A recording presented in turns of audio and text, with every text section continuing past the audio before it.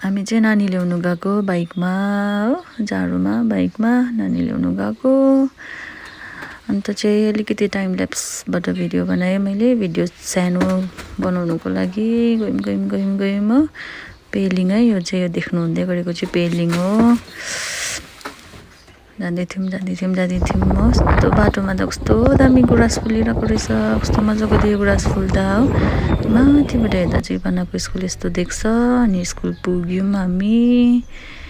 अन्त गाडीहरू पुरा रहेछ, नानीहरू ल्याउनु आएको हो। अन्त चाहिँ छुट्टी भएर हो तल आउँदैछ इबानाहरू, 3 बजी छुट्टी हुन्छ। अन्त चाहिँ पापाले लिएर आउँदैछ इबानालाई हो। उसको चाहिँ फेरि मैले नयाँ वाटर बोतल ल्याइदिएको कि त्यो चाहिँ पानी चाहिँ खाँदै निकालेर चाहिँ जहिले खाँदै नै आउँछ ऊ चाहिँ हो। हातमै बोकेर आउँदैछ। देखेको छैन उसले चाहिँ मलाई, ऊ पानी खानुमै बिजी छ हो। आउँदैछ। अन्त चाहिँ बाइकमा चिसो लाग्छ भनेर टोपी, ग्लोभ्स, ज्याकेटहरू लगाएर चाहिँ अब चाहिँ हामी जान्छौँ यहाँबाट।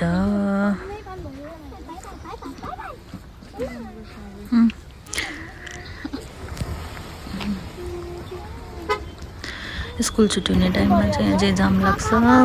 जाँदैछौँ। अन्त म चाहिँ उसलाई जहिले सोध्छु लन्च खायो भनेर हो।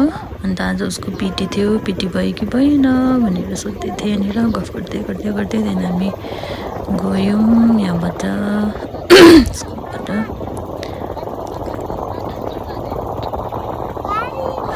मलाई चाहिँ गाडीमा भन्दा पनि बाइकमा चाहिँ साह्रै मजा मान्छ नि त हो।